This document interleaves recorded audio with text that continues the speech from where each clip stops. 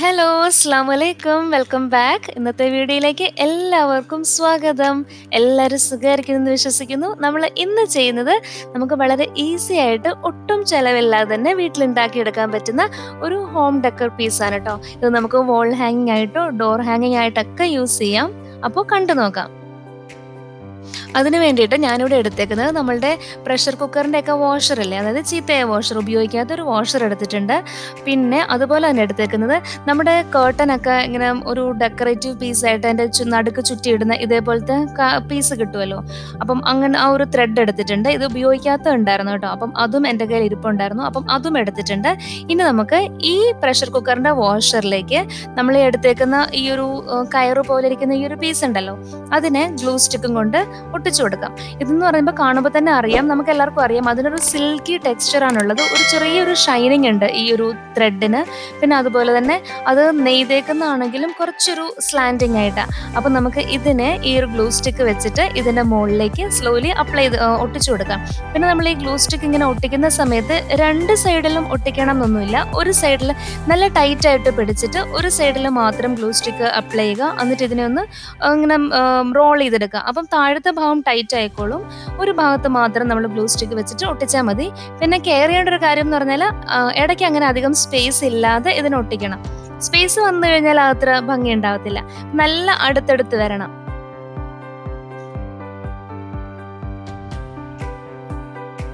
ചെറിയൊരു ചരിവുണ്ടാവും നമ്മളിത് റോൾ ചെയ്ത് വരുമ്പോഴത്തേക്കിനും.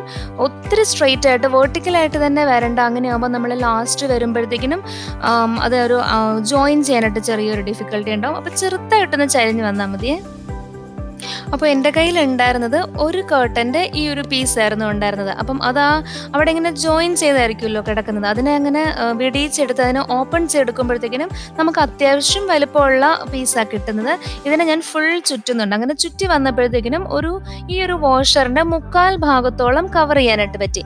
അതിൻ്റെ ബാക്കി ഭാഗം കവർ ചെയ്യണമെന്നുണ്ടെങ്കിൽ നമുക്ക് ഒന്നെങ്കിൽ ഇതിൻ്റെ തന്നെ വേറൊരു പീസും കൂടെ ഉണ്ട് കേട്ടോ. തൽക്കാലം അതിൻ്റെ ഒന്നും കാണുന്നില്ല, കാണാതെ പോയേക്കുക. നെക്സ്റ്റ് ടൈം അത് കിട്ടുമ്പോൾ നമുക്ക് വേറെ എന്തെങ്കിലും ചെയ്യാമല്ലോ. അപ്പം അത് മുക്കാൽ ഭാഗം വരെ കിട്ടി. ബാക്കി ഭാഗത്തേക്ക് ഞാൻ ചെയ്തേക്കുന്നത് നമ്മളുടെ ഈ ഷോപ്പിംഗ് ബാഗൊക്കെ ഇല്ലേ, പേപ്പർ ഷോപ്പിംഗ് ബാഗൊക്കെ, എസ്പെഷ്യലി ജുവലറിന്നൊക്കെ കിട്ടുന്ന ആ ഒരു പേപ്പർ ക്യാരി ബാഗിന് അതിൻ്റെ മുകളിലും ഏകദേശം ഇതേപോലെ തന്നെ സ്ട്രക്ചറുള്ള ഈ ത്രെഡാണ് നമുക്ക് അവിടെയും വെച്ചിട്ടുണ്ടാവുക. അപ്പം അതും മുറിച്ചെടുത്തിട്ടുണ്ട്. അപ്പം അതാണ് ബാക്കി ഭാഗത്തേക്ക് ചെറുതായിട്ട് ചുറ്റി വെക്കുന്നത്. അപ്പം അവിടുത്തെ കളർ എന്ന് പറയുന്നത് ബ്ലാക്ക് ആയിരുന്നു രണ്ട് സൈഡിലെയും ആ ഒരു കവറിൻ്റെ. അപ്പം അതിനെ ഞാൻ രണ്ട് സൈഡിലും ആയിട്ട് ഇതേപോലെ തന്നെ അങ്ങനെ ചുറ്റി ഒട്ടിച്ചു കൊടുക്കുന്നുണ്ട്. അപ്പം അതും കൂടെ കഴിഞ്ഞാലും നമുക്ക് കുറച്ച് ഭാഗം ഈ വാഷറിൻ്റെ കുറച്ച് ഭാഗം ഇങ്ങനെ ഒന്നും ഇല്ലാതെ വിട്ട് കിടക്കുമല്ലോ. അപ്പം അവിടെ ചെയ്യുന്നതെന്ന് പറഞ്ഞാൽ നമ്മളുടെ ഈ കേർട്ടൻ ചുറ്റാൻ വേണ്ടിയിട്ട് യൂസ് ചെയ്തിരുന്ന ഈ ഒരു ത്രെഡിൻ്റെ പീസില്ലേ, അതിൽ തന്നെ ഇതേപോലെയുള്ള ഒരു ഡെക്കറേറ്റീവ് പീസ് അതിനകത്തുണ്ടല്ലോ. അതിനകത്ത് ഇങ്ങനെ ചെറുതായിട്ട് ഇങ്ങനെ നൂലൊക്കെ ഇങ്ങനെ തൂങ്ങിക്കിടപ്പുണ്ടാവും. ആ നൂലാണ് ഇതിനകത്ത് നിന്ന് കട്ട് ചെയ്തെടുത്തേക്കുന്നത്. അപ്പം അതും കുറച്ച് നൂലിങ്ങനെ കുറച്ച് സ്ട്രാൻഡ്സ് ഒരുമിച്ച് വെച്ച് കഴിഞ്ഞാൽ നമുക്ക് അത്യാവശ്യം കട്ടി കിട്ടും. അപ്പം അതിനെ ഇതേപോലെ തന്നെ ഗ്ലൂ സ്റ്റിക്കും കൊണ്ട് ഫുൾ ചുറ്റി കൊടുക്കുകയാണ്. അങ്ങനെ ചെയ്യുമ്പോഴത്തേക്കിനും ഭയങ്കര പെർഫെക്റ്റ് ആയിട്ട് അങ്ങനെ ഒന്നും വിട്ടു പോവാതെ വരണം എന്നൊന്നുമില്ല. കാരണം അതിൻ്റെ മുകളിലേക്ക് നമ്മൾ വേറൊരു സാധനം വെച്ച് കൊടുക്കുന്നുണ്ട്. അപ്പം ഇച്ചിരി ഇംപെർഫെക്ഷനൊക്കെ അവിടെയും ഇവിടെയും ഒക്കെ ഉണ്ടെങ്കിലും കുഴപ്പമില്ല, നമുക്ക് ശരിയാക്കിയെടുക്കാം. ഇനി എൻ്റെ കയ്യിൽ കുറച്ച് ഷെൽസ് ഉണ്ടായിരുന്നു. അപ്പം ഈ ഷെൽസാണ് ഇതിൻ്റെ മുകളിലേക്ക് ഒട്ടിച്ചു കൊടുക്കുന്നത്. അതും നമുക്ക് ഗ്ലൂ സ്റ്റിക്ക് വെച്ച് തന്നെ ഒട്ടിക്കാനായിട്ട് പറ്റും. ഈ ഷെൽസിൻ്റെ പല ഡിസൈനിലുള്ള ഷെൽസ് ഒക്കെ ഉണ്ടായിരുന്നു. എനിക്ക് പൊതുവെ ഷെൽസ് ഭയങ്കര ഇഷ്ടമാണ്.